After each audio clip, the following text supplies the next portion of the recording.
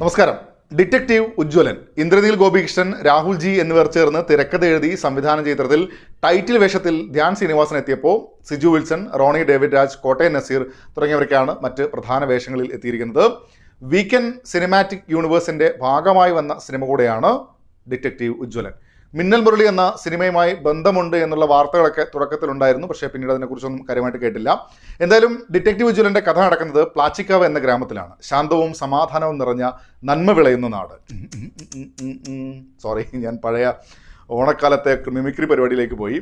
അവിടെ എൻ്റെ നാട്ടിലല്ല, പ്ലാച്ചിക്കാവിൽ ചെറിയ കേസുകളൊക്കെ തെളിയിച്ച് നടക്കുന്ന നായകൻ ഉജ്ജ്വലൻ. പക്ഷേ കാര്യങ്ങൾ അത്ര സ്മൂത്ത് ആയിരുന്നില്ല. നാടിൻ്റെ സമാധാനം നശിപ്പിച്ചുകൊണ്ട് ഒരു കില്ലർ വരുന്നു.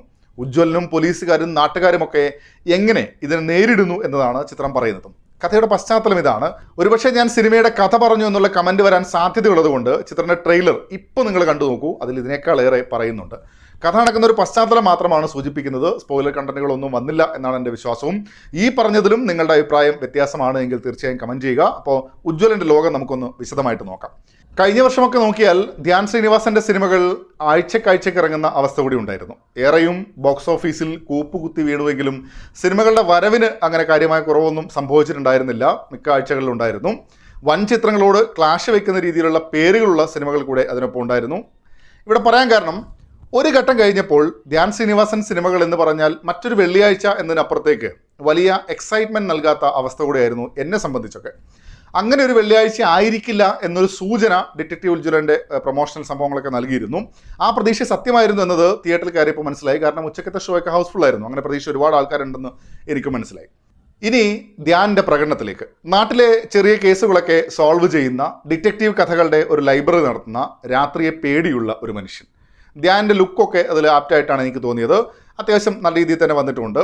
കോമഡി സംഭവങ്ങളിൽ മിക്കതും ചിരി സമ്മാനിക്കാനും സാധിക്കുന്നുണ്ട്. അദ്ദേഹത്തിൻ്റെ ഒരു യൂഷ്വൽ സ്റ്റൈലിൽ തന്നെയാണ്. ഈ കഥാപാത്രത്തിൻ്റെ ഒരു പാട്ട് എന്നത് ആ രീതിയിൽ നോക്കിയാൽ ധ്യാൻ നന്നായി തന്നെ ചെയ്തിട്ടുണ്ട്. പക്ഷേ പെർഫോമൻസ് നെക്സ്റ്റ് ലെവലിൽ എന്ന് ഫീൽ ചെയ്യാത്തതിന് രണ്ട് കാരണങ്ങളുണ്ട്. ഒന്ന്, തിരക്കഥ ഈ കഥാപാത്രത്തെ സമീപിച്ചിരിക്കുന്ന രീതിയാണ്. ഒരു ഗ്രാമവും അവിടുത്തെ ആൾക്കാരുമൊക്കെ സെറ്റ് ചെയ്ത് പശ്ചാത്തലം ബിൽഡ് ചെയ്യുന്ന സമയത്ത് രസമായി പോകുന്നുണ്ട് എങ്കിലും മറ്റ് പ്രധാന കഥാപാത്രങ്ങൾ വരുമ്പോഴേക്കും ഉജ്ജ്വലൻ എന്ന കഥാപാത്രത്തെ ഒരു പവറോടെ നിലനിർത്താൻ പറ്റിയില്ല എന്ന് തോന്നി. മറ്റ് കഥാപാത്രങ്ങൾ വരുന്ന സമയത്ത് ഉജ്ജ്വലൻ എന്ന കഥാപാത്രവും കുറെ കൂടെ സ്ട്രോങ് ആയാൽ രസമായേനെ എന്ന് മാത്രം. രണ്ടാമത്തെ കാര്യം, ധ്യാൻ ശ്രീനിവാസന്റെ പ്രകടനത്തിൽ പലപ്പോഴും ഒരു അലസത ഫീലിംഗ് കൂടിയാണ്. കേസന്വേഷണം, അതിൻ്റെ ഓരോ ഘട്ടങ്ങൾ എന്നതിൽ ഊർജ്ജസ്വലത എന്നത് ഉജ്ജ്വലനിൽ കുറവാണ് എന്നാണ് എനിക്ക് അനുഭവപ്പെട്ടത്. അങ്ങനെ നോക്കുമ്പോൾ ധ്യാനിനെ പലയിടത്തായി കണ്ടതിൻ്റെ ഒരു വേർഷൻ മാത്രമാണ് ഉജ്ജ്വലൻ എന്നൂടെ പറയേണ്ടി വരും. ശംഭു എന്ന പോലീസ് ഓഫീസറായെത്തുന്ന സിജു വിൽസൺ രസമായി തന്നെ ചെയ്തിട്ടുണ്ട്. സിനിമയിലൊരു ആക്ഷൻ സീക്വൻസ് ഒക്കെ ഉണ്ട്. അത് നല്ല പഞ്ചുള്ള ഒരു സംഭവം തന്നെയായിരുന്നു. പോലീസ് കഥാപാത്രമായെത്തുന്ന റോണി ഡേവിഡ് രാജും കൊള്ളാം. ആ കോമഡിയൊക്കെ അത്യാവശ്യം നന്നായി വർക്കായിട്ടുമുണ്ട്. അതുപോലെ ഉജ്ജ്വലൻ്റെ അച്ഛൻ കഥാപാത്രമായെത്തുന്ന കോട്ടയം നസീർ നല്ല തമാശ കൊണ്ടുവരുന്നതിൽ പ്രകടനം വിജയിച്ചിട്ടുണ്ട് എന്ന് തന്നെ പറയാം. അമീൻ, നിഹാൽ എന്നിവരുടെ കോമഡി സംഭവങ്ങളും സിനിമയിൽ അത്യാവശ്യം കൊള്ളാമെന്നാണ് എനിക്ക് തോന്നിയത്. ചിരിപ്പിക്കാനുള്ള സംഭവങ്ങളിലൊക്കെ സിനിമ മിക്ക സ്ഥലത്തും വിജയിക്കുന്നുണ്ട്. അതിൽ പ്രകടനങ്ങൾ തന്നെയാണ് എടുത്തു പറയേണ്ടുന്ന ഒരു കാര്യമായിട്ടുള്ളത്. ടെക്നിക്കലി നോക്കിയാൽ പ്ലാച്ചിക്കാവ് എന്ന ഗ്രാമം നമ്മൾ ചിലപ്പോൾ മുന്നേയും കണ്ടിട്ടുണ്ടാകും എന്നൊരു ഫീലിൽ തന്നെയാണ് സെറ്റ് ചെയ്തെടുക്കുന്നത്. അത് മോശമാണ് എന്നല്ല ഞാൻ പറഞ്ഞത്. ഇങ്ങനെ ഒരു ഗ്രാമം, അവിടുത്തെ കഥാപാത്രങ്ങൾ, ആംബിയൻസ് എന്നതൊക്കെ സിനിമയിൽ തന്നെ നമുക്ക് കണ്ടുപരിചയമുള്ള ഒരിടം പോലെയാണ്. നല്ല രീതിയിൽ തന്നെ അത് മൊത്തത്തിൽ ബിൽഡ് ചെയ്തെടുക്കാനും സംവിധായകർക്കും ടെക്നീഷ്യൻസിനും കഴിഞ്ഞിട്ടുണ്ട്. ആർട്ട് വർക്ക്, കളർ ടോണൊക്കെ കൊള്ളാമെന്ന് തോന്നി. വിഷ്വൽസ്, മ്യൂസിക് എന്നിവ എനിക്കൊരു ഓക്കെ ഫീൽ ആയിട്ടാണ് തോന്നിയത്. നേരത്തെ പറഞ്ഞ പോലെ ഈ ഒരു സ്പേസിനെ, അതിൻ്റെ ഒരു ആംബിയൻസിനെ നമുക്ക് മുന്നിലെത്തിക്കാൻ സിനിമയ്ക്ക് സാധിക്കുന്നുണ്ട്. ഡിറ്റക്റ്റീവ് ഉജ്ജ്വലൻ ഒരു നാട്ടിലെ കഥ പറയുമ്പോൾ അതിൽ ചേർത്ത് വെച്ച കോമഡികൾ വർക്കാവുന്നുണ്ട് എന്നത് നേരത്തെ പറഞ്ഞാണല്ലോ. അതേസമയം തന്നെ നാടിൻ്റെ സമാധാനം നശിപ്പിച്ചുകൊണ്ടൊരു കില്ലറും വരുന്നുണ്ട്.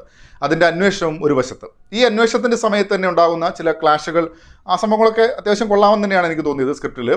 ഈ കില്ലറിനെ ആളാരാണ് എന്നല്ല, എങ്ങനെയാണെന്നുള്ള ട്രെയിലർ കാണിച്ചിട്ടുണ്ടല്ലോ. സിനിമ കാണുന്ന സമയത്തും ആ കഥാപാത്രത്തെ ആ ഒരു വേഷത്തിൽ അവതരിപ്പിക്കുമ്പോൾ ഒരു പഞ്ചുണ്ടായിരുന്നു, രസമായിരുന്നു. പക്ഷേ ഉജ്ജ്വലൻ്റെ ഗ്രാഫ് താഴുന്നത് വില്ലൻ്റെ യഥാർത്ഥ പാർട്ടിലേക്ക് വരുമ്പോഴാണ്. അതിങ്ങനെ ചുരുളഴിഞ്ഞ് പോകുമ്പോൾ ഇൻട്രസ്റ്റിംഗ് ആകുന്നില്ല എന്നുള്ളതാണ് വിഷയം. ഒട്ടും ഇൻറ്റൻസ് ആകുന്നതുമില്ല. ട്വിസ്റ്റുകളൊക്കെ കൊണ്ടുവരുമ്പോഴും അത് ട്വിസ്റ്റിനായി മാത്രം എന്നൊരു ഫീലിലാണ് പോകുന്നത്. എക്സൈറ്റ്മെൻറ്റ് കൊണ്ടുവരുന്നതിൽ ഗ്രാഫ് താഴേക്കാണ്. മുൻപ് എപ്പോഴൊക്കെയോ കണ്ടൊരു ട്രാക്കിലേക്ക് തന്നെ ഈ ഒരു സംഭവം ചേക്കേറുന്നൊരവസ്ഥ. ഓവറോൾ ഡിറ്റക്റ്റീവ് ഉജ്ജ്വലൻ ഒരു വാച്ചബിൾ സിനിമ എന്ന നിലയിലാണ് എനിക്ക് അനുഭവപ്പെട്ടത്. ചിരികൾ കുറേയൊക്കെ സമ്മാനിക്കുന്നുണ്ട് എന്ന് തന്നെയാണ് അതിൻ്റെ പ്രധാന കാരണമായിട്ട് പറയാനുള്ളതും. തലകുത്തി മറിഞ്ഞിരിക്കാനുള്ളതൊന്നുമില്ല, ലൈറ്റായി ഇങ്ങനെ രസമായി കണ്ടിരിക്കാനുള്ള, ചിരിക്കാനുള്ളതൊക്കെ സിനിമയിലുണ്ട്. അതേസമയം ഡിറ്റക്റ്റീവ് പരിപാടികൾ മികച്ച രീതിയിൽ എത്തിയില്ല എന്നതും ഒരു വിഷയമാണ്.